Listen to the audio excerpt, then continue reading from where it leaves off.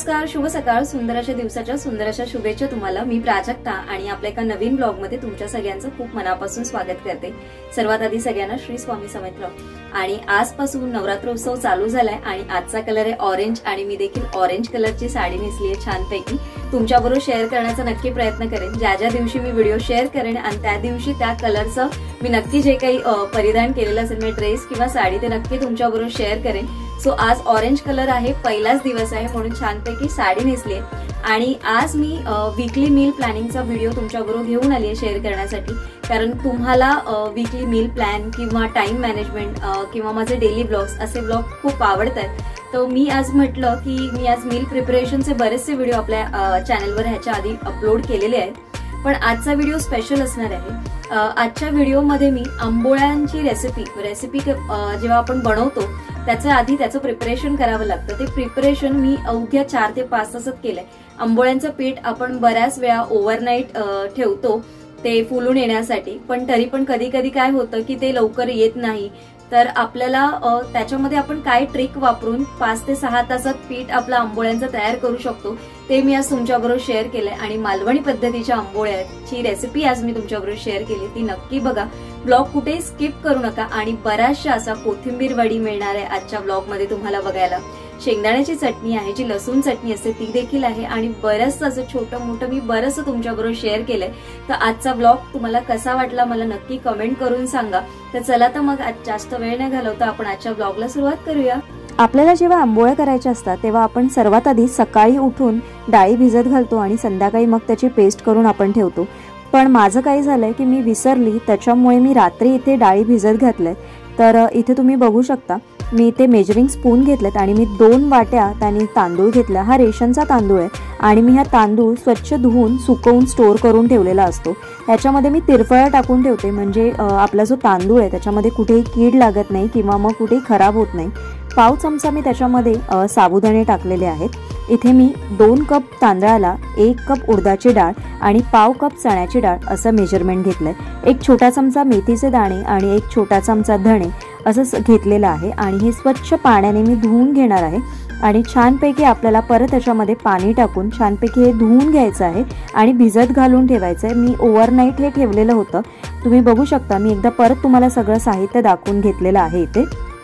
त्याच्यानंतर मग दुसऱ्या दिवशीसाठी लागणारं कडधान्य फ्रीजमध्ये जेव्हा आपण स्टोअर करून ठेवतो ना, तेव्हा आपल्याला भाजीचं काही करायचं असेल तर त्याचं टेन्शन येत नाही। कधी फ्रीजमध्ये भाजी नसेल तर कडधान्य जर एखादं असेल तर पटकन आपण भाजी किंवा रस्सा असं काहीही बनवू शकतो। इथे मूग आणि मटकी मी भिजत घातलेली आहे। आता सकाळी उठल्यानंतर माझं पहिलं काम आहे हे मूग आणि मटकीमधलं जे काही पाणी होतं ते मी ओतून टाकलंय आणि मी याच डब्यांमध्ये तसंच झाकण ठेवून मी छानपैकी याला मोड आणायला देणार आहे। मी कुठल्याही कपड्यात किंवा अजून कुठल्या भांड्यात ठेवणार नाही, ह्याच्यामध्ये त्याला व्यवस्थित मोड येतील या भांड्यांमध्ये।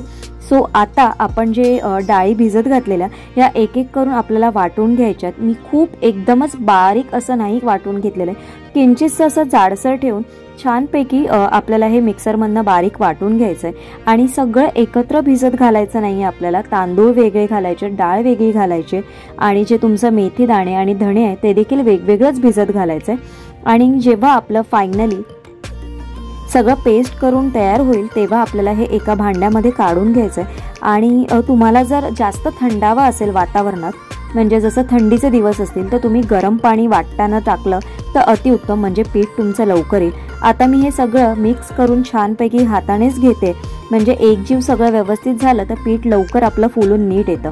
आता यामध्ये मी थोडंसं कोमट पाणी टाकते, जसं मी तुम्हाला म्हटलं की जर कोमट पाणी थोडंसं टाकलं तर पीठ लवकर येतं। तुम्ही अशा प्रकारे झाकण ठेवू शकतात। आता माझ्या इथे झाकणाला होल आहे म्हणून मी तिथे टिश्यू पेपर टाकून तो होल बंद करून ठेवलाय। अजून एक ट्रिक मी तुम्हाला सांगते की मी इथे अर्धा कांदा असा कापून ठेवलाय, तो पूर्ण आतपणे घालायचा नाहीये, तुम्हाला वरच्यावर ठेवायचा। जसं जसं पीठ वरती येणार तसं तसं कांदा अलगद खाली बसला जातो आणि पीठ आपलं पटकन तयार होतं। आता भाजीची तयारी करण्यासाठी मी अशी भेंडी कापून ती अशी फ्राय करून ठेवते, कारण बऱ्याच वेळा भेंडींचा बुळबुळीतपणा तसाच असतो, त्याच्यामुळे मग भाजी खाण्याची इच्छा होत नाही किंवा भाजी बनायला देखील वेळ जातो। तर मी माझ्या वीकली मील प्लॅनिंगमध्ये नेहमी भेंडी आणली तर मी ती भाजूनच ठेवते, म्हणजे सकाळी पटकन कांदा टमॅटोवर परतली की आपली भेंडीची भाजी तयार होते. मला भेंडीचं सार खाण्याची इच्छा झालेली, म्हणून मग मी भेंडी मला अशी दिसली म्हणून मी लांब लचक अशी ही छान ताजी ताजी भेंडी घेऊन आली मार्केटमधनं आणि आता ती छानपैकी भाजून घेणार आहे. भाजून घेताना मी ना सारखं आपलं हलवत नाही, असंच एका पॅनमध्ये जस्ट ती टाकून ठेवणार आहे आणि एकदाच फक्त एक 5 मिनिटांनी त्याला हलवून घ्यायचं आहे आणि नंतर थोडंसं एक अर्धा चमचा तुम्हाला तेल टाकायचं आणि त्याला असंच ठेवून द्यायचं आहे.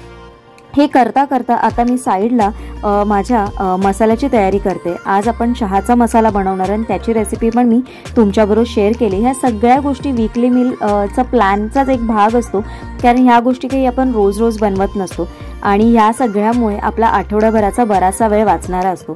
इथे मी छानपैकी सामान काय काय घेतलं ते देखील मी तुम्हाला दाखवून घेते. इथे बघू शकता तुम्ही. आता मी परत एकदा हलवून घेते आणि हे बारीक गॅसवर भेंडी अशी साईडला ठेवून देते. इथे मी एक अख्खं जायफळ घेतलं आणि ते फोडून घेतलंय, कारण ते मिक्सरला लागणार नाही म्हणून छानपैकी खलबत्त्यात कुटून घेतलंय. सुंठ घेतलंय.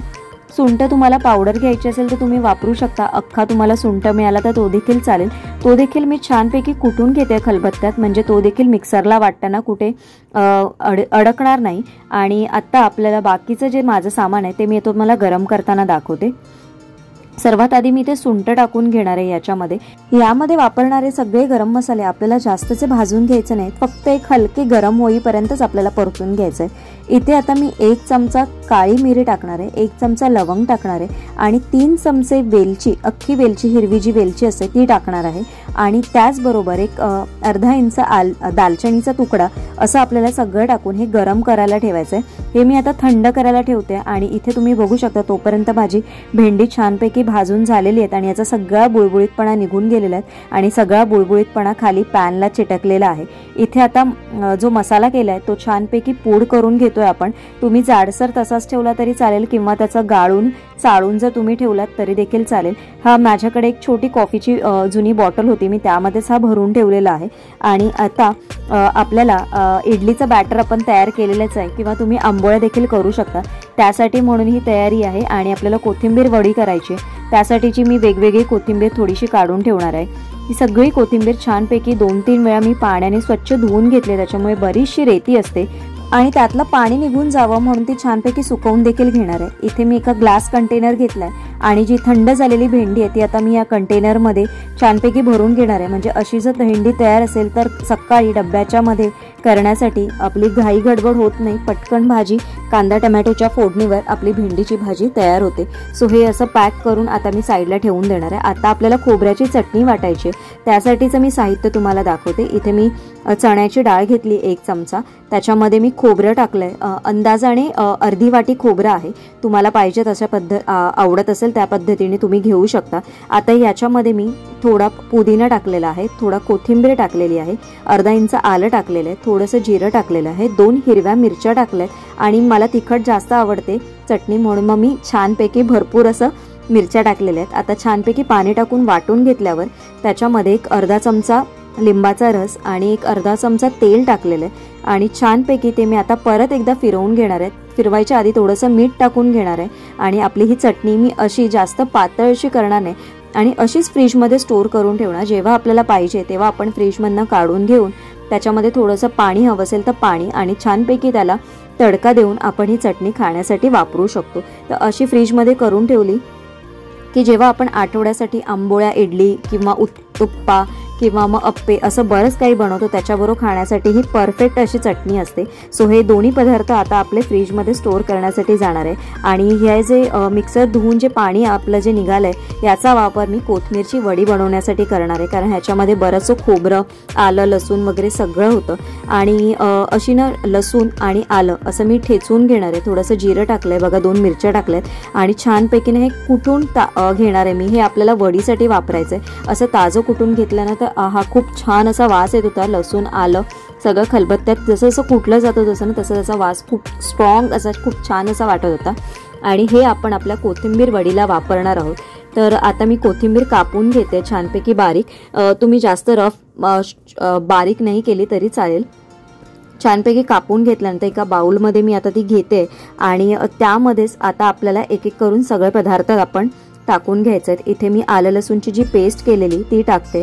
त्याच्यानंतर हळद टाकली आहे, मी धणा जिरा पावडर टाकलेला आहे, इथे मीठ टाकलेलं आहे आणि त्याचबरोबर ह्याच्यामध्ये 1 चमचा मी तांदळाचं पीठ टाकलेलं आहे. तुम्हाला आवडत असतील तर तुम्ही तीळ देखील टाकू शकता.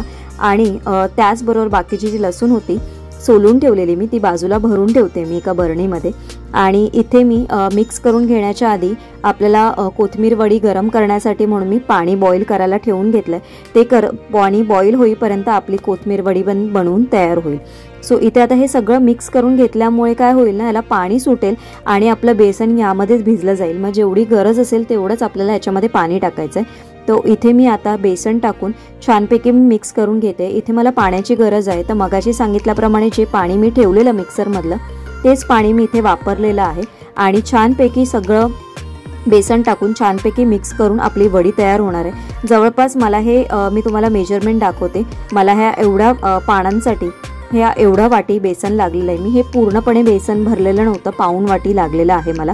आणि आता छानपैकी हाताला तेल लावून मी छानपैकी आपली वडी तयार करून घेणार आहे. आणि त्याच आधी स्टीलची जी चाळण आहे त्याला खाली तेल लावायला विसरू नका, नाहीतर आपलं सगळं जी वडी आहे ती खाली ताटाला चिटकली जाणार आणि जेव्हा आपण वडी काढायला जाऊ तेव्हा ती सुटणार नाही. म्हणून मग तेल लावून खाली घ्यायचं आहे. आणि आता छानपैकी बघा मी त्या हाताला तेल लावून घेतलं आणि वडी आपली छानपैकी करते. तुम्हाला पाहिजे तर तुम्ही एकच मोठी किंवा 3 वेगवेगळ्या किंवा पूर्ण प्लेटमध्ये देखील थापवून तुम्ही पूर्णपणे आपली कोथिंबीर वडू तयार करून घेऊ शकता. सो अशा वड्या छान दिसतात म्हणून मग मी अशा 2च वड्या बनवल्या. आणि अशा वड्या बनवलेल्या असल्या ना की आठवड्यामध्ये आपल्याला कधी जरी काही खायची इच्छा झाली किंवा कधी भाजी नसेल, कधी कंटाळा आला, तर अशी वडी जर तळलेली असेल ना तर पटकन जेवणाची लज्जत एकदम वेगळीच होऊन जाते. सो आता मी हे स्टीम करण्यासाठी एक 10 ते 12 मिनिटासाठी ठेवणार आहे. आणि 10 ते 12 मिनिटात आपली ही कोथिंबीर वडी तयार झालेली आहे. आणि कोथिंबीर वडी तयार कशी झाली तर इथे बघू शकता वडीला भेगा पडल्यात, म्हणजे आपली कोथिंबीर वडी ही शिजून तयार झालेली आहे. आता ही थंड करायला ठेवते. थंड करताना असा पोकळ हवा जावी म्हणून मी 1 चमचा टाकून ठेवलेला आहे. आता आपली वडी थंड होईपर्यंत इथे मी शेंगदाणे भाजून घेते. आणि त्याचबरोबर शेंगदाणे भाजून झाल्यानंतर इथे माझी वडी थंड झाली आणि ती मी स्टोअर कशी करायची ते देखील तुम्हाला सांगते. तर माझ्याकडे हा इकोवेक पेपर आहे जो आपला फूड रॅपसाठी वापरला जातो.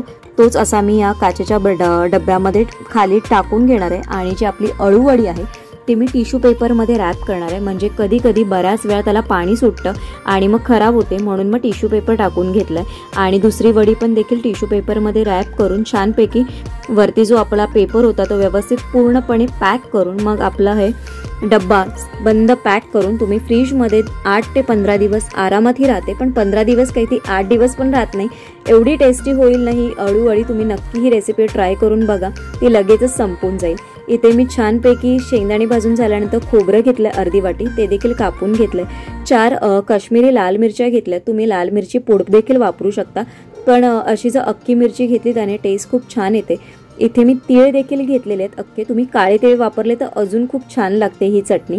आणि त्याचबरोबर आता हे जे सगळं साहित्य होतं शेंगदाणे, मिरची, तीळ, सुकं खोबरं आणि मीठ असं हे आपल्याला सगळं मिक्सरमध्ये वाटायला टाकायचं आहे. आणि त्याचबरोबर सर्वात महत्त्वाचा पदार्थ या सगळ्यामध्ये आहे तो म्हणजे लसूण. आणि तो लसूण टाकल्यानंतर छानपैकी चटणीला एक दाटसर ओलावापणा येतो आणि आपली ही लसणाची चटणी खूप छान अशी भन्नाट अशी लागते. ही चटणी तुम्ही नक्की ट्राय करून बघा आणि मला नक्की कमेंट करून सांगा. सो ही देखील आता आपण छानपैकी काढून घेणार आहोत. आणि इथे तुम्ही बघू शकता माझं इडली बॅटर तयार झालेलं आहे. किती छानपैकी मस्त असं फुलून आलेलं आहे. आणि कांदा तसा मी तुम्हाला म्हटलं तसा कांदा देखील खाली पूर्णपणे बसलेला आहे बघा. आणि आता हे छानपैकी पीठ आपल्याला मिक्स करून घ्यायचं आहे आणि आपल्याला ज्या भांड्यात पाहिजे त्या भांड्यात आपण हे ट्रान्सफर करून घ्यायचं आहे. सो तुम्हाला ह्या ज्या रेसिपीज आहेत कशा वाटतायत मला नक्की सांगा. हे सगळं मील प्लॅन आपण जर आठवड्याभरामध्ये सगळा करून ठेवलं तर आपला बराचसा वेळ वाचणार असतो. कारण आठवड्यामध्ये इडली बॅटर असेल तर तुम्हाला नाश्ता आणि किंवा मग एका वेळेचं तुमचं इडली सांबार वगैरे जर तुम्ही केलात तर तुमचा जेवणाचा नक्की वेळ वाचेल. इथे मी छानपैकी हे दुसऱ्या भांड्यात पण मी काढून घेतलेलं कारण भांड्यामध्ये जास्त पुरत नव्हतं. आता मी स्टीलच्या डब्यात ट्रान्सफर करून हा डब्बा असाच मी फ्रीजमध्ये ठेवणार आहे, म्हणजे त्याचं अजून फर्मेंट होणार नाही बॅटर. आता इथे मी जे मोड आलेला मूग आणि मटकी ठेवलेले ते देखील छानपैकी आलेले आहेत मोड आणि तर ते देखील काचेच्या भांड्यांमध्ये मी वेगळे ट्रान्सफर करून फ्रीजमध्ये ठेवून देणार आहे, कारण हे डब्बे माझे जे होते ते डाळीचे आणि भाताचा कुकरचा डब्बा होता, म्हणून मग ते डब्बे मी काढून साईडला ठेवले. आणि अशा प्रकारे आजचं हे मील प्लॅनिंग मी तुमच्याबरोबर शेअर केलेलं आहे. सो आज मी डिटेलमध्ये तुमच्याबरोबर सगळं शेअर केलंय. आज तुम्हाला ते कसं वाटलंय मला नक्की कमेंट करून सांगा. चॅनलवर फर्स्ट टाइम व्हिजिट केली असेल, पहिल्यांदा व्हिजिट केली आहे, तुम्हाला आजचा व्लॉग माझा कसा वाटला मला नक्की कमेंट करून सांगा. सबस्क्राईब करायला विसरू नका आणि सबस्क्राईब केल्यानंतर बाजूला असलेल्या बेल आयकॉनला क्लिक करा, म्हणजे माझ्या अशाच नवनवीन ब्लॉग्स आणि रेसिपीचे नोटिफिकेशन तुमच्या मोबाईलवर येत राहतील. लवकरच भेटू माझ्या अशाच एका व्हिडिओ सोबत. तोपर्यंत सगळ्यांना Shri Swami Samarth. Bye bye and take care.